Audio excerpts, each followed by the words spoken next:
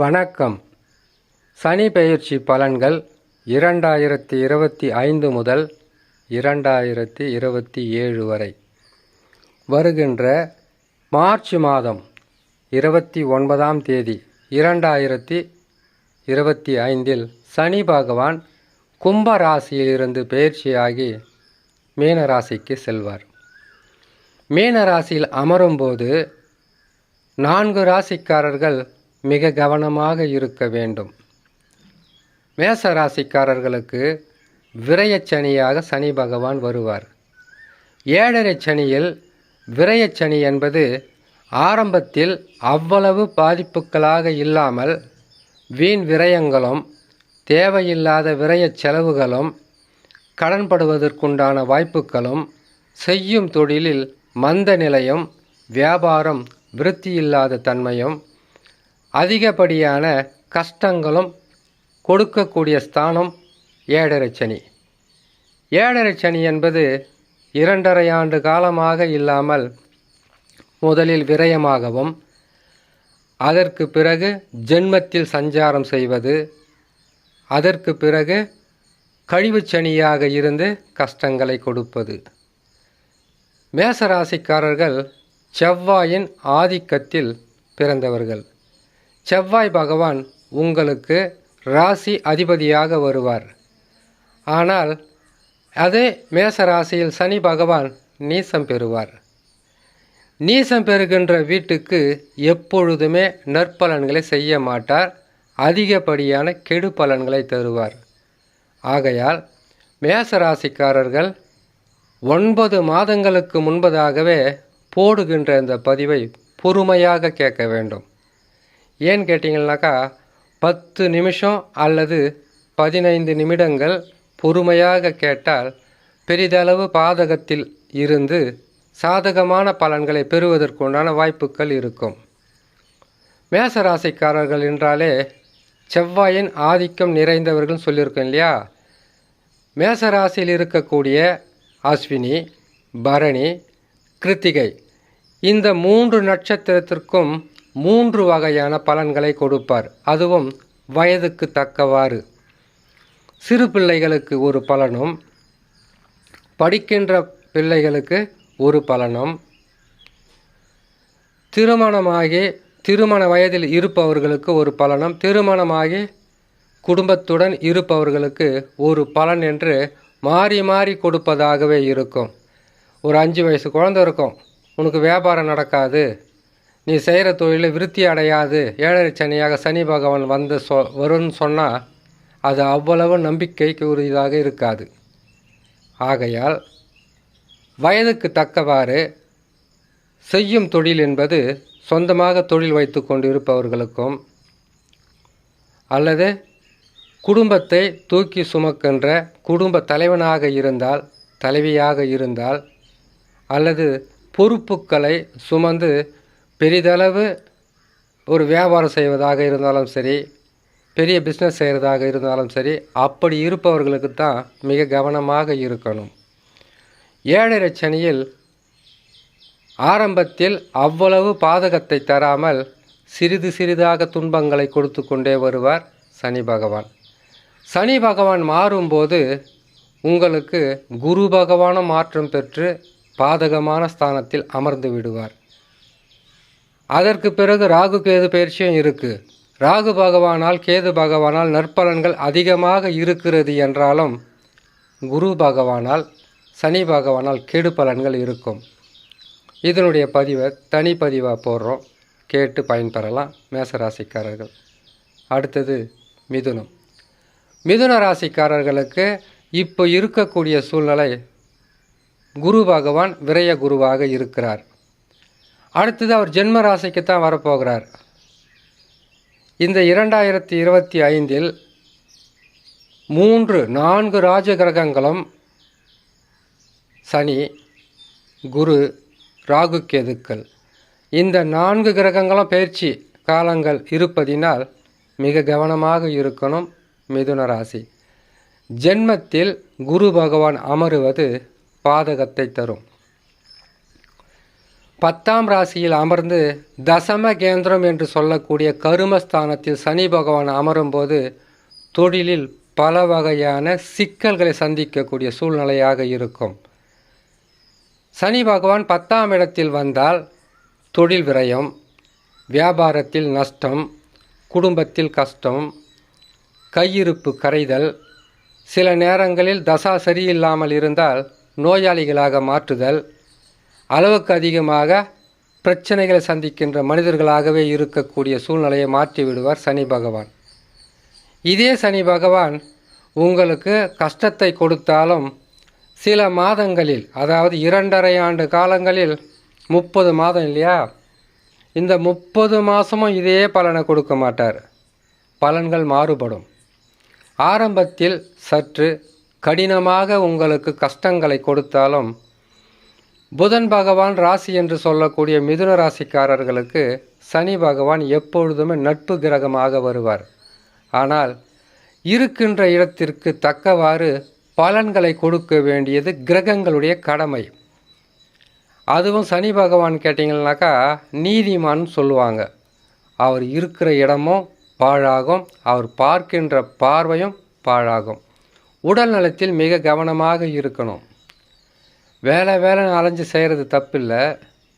ஆனால் உங்கள் உடம்பு நல்லா இருக்கிறத கொஞ்சம் கவனமாக பார்த்துக்கிட்டா பெரிதளவு பாதகமாக இருக்காது. அது மட்டும் இல்லாமல் சனி பகவான் முதலில் மாற்றம் பெற்று விடுவார்.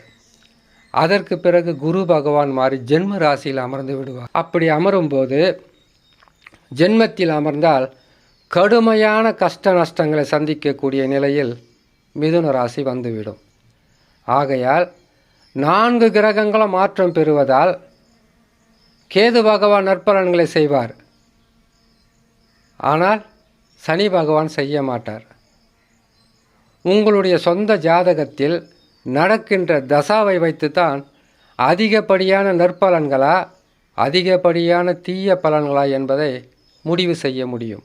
ஆகையால் தசா நல்லா இல்லாதவர்கள், தசா பாதகமாக இருப்பவர்கள் மிக கவனமாக இருக்க வேண்டும்.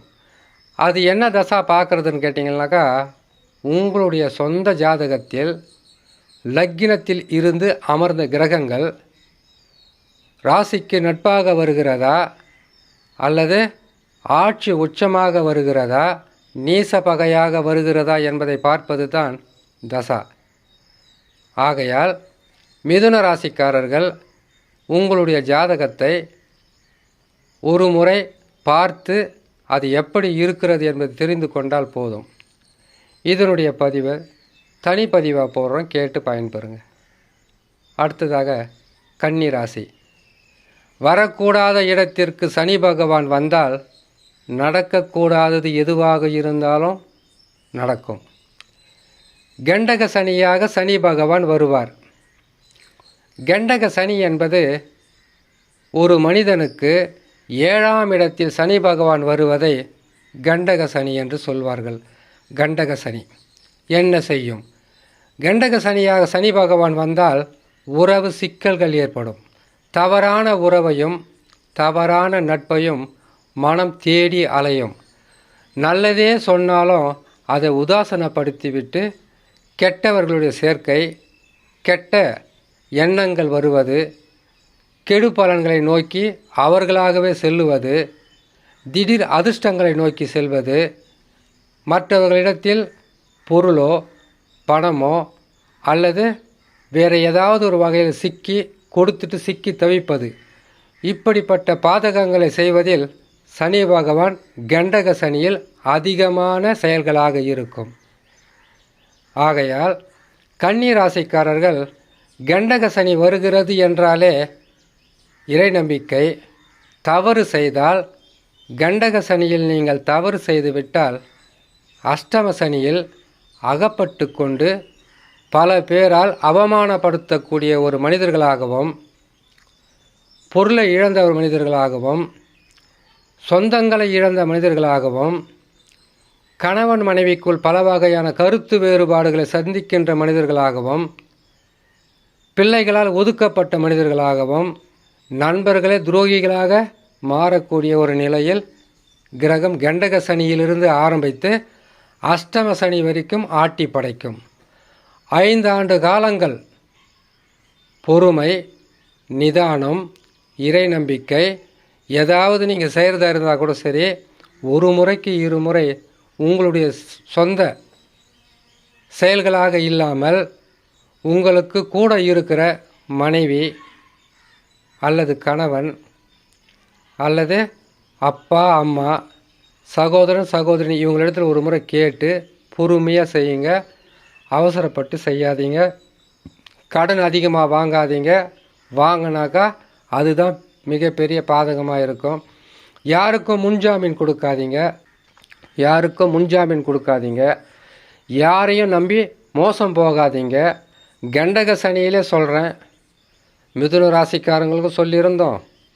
அவங்க அதுக்கப்புறம் கஷ்டம் வந்ததுக்கு பிறகு தான் அதை பற்றி யோசிக்க ஆரம்பித்தாங்க.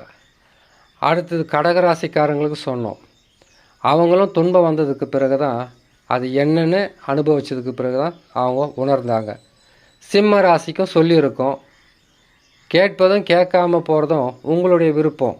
ஆனால் கண்டக சனியாக இருந்தாலும் சரி, 7.5 சனியாக இருந்தாலும் சரி, அர்த்தஷ்டம சனியாக இருந்தாலும் சரி, அஷ்டம சனியாக இருந்தாலும் சனி பகவான் மிகவும் பாதகங்களை செய்யக்கூடிய இந்த 4 இடங்களில் வரும்போது மிக கவனமாக இருக்கணும். அப்பா அம்மா பேச்சு கேட்காம போகிறது, தன் இஷ்டப்படி எதையாவது செய்து சாதிக்கணும் என்கின்ற வைராகத்தில் போய் கெட்டு சீரழிகிறது.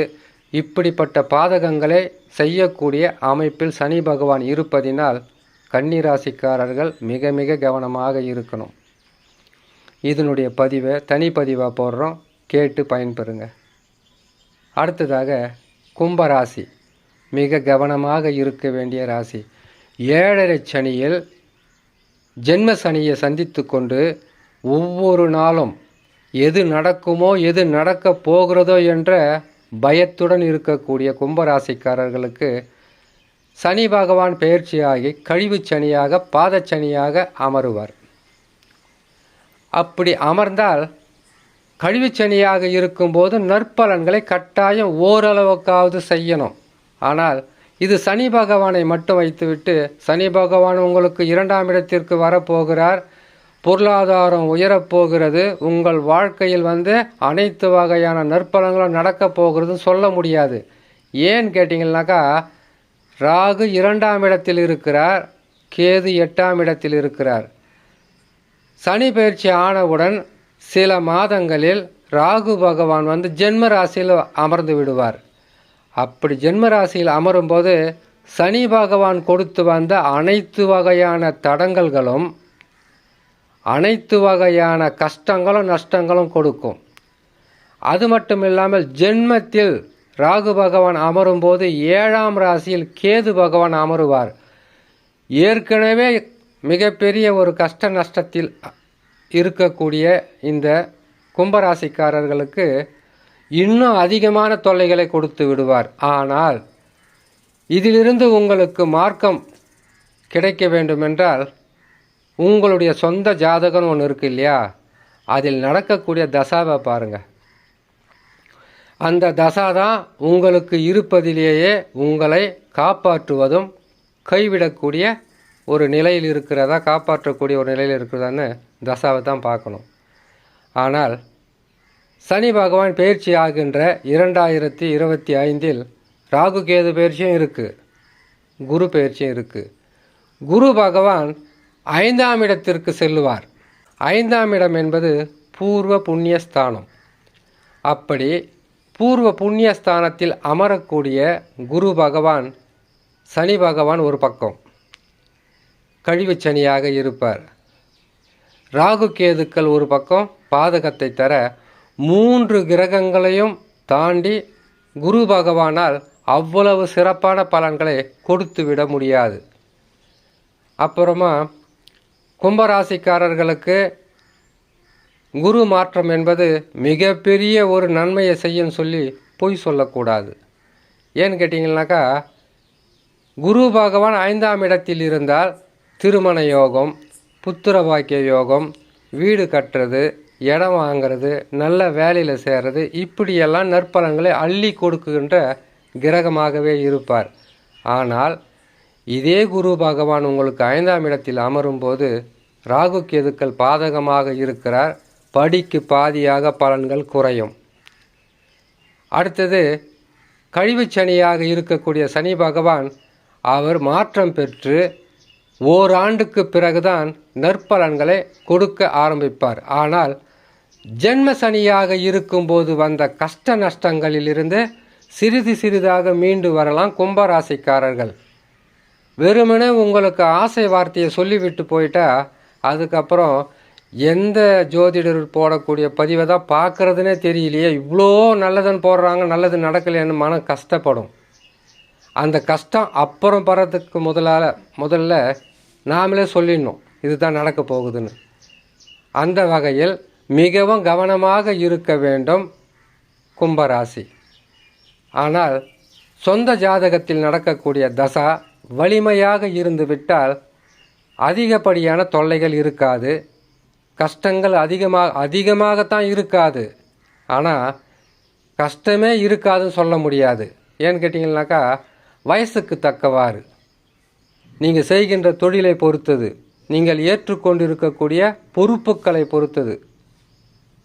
ஒவ்வொரு நாளுமே வாழ்க்கையில் முன்னேற்றங்களை அடைய வேண்டும் என்று தான் எல்லா ராசிக்காரங்களும் ஆசைப்படுவாங்க.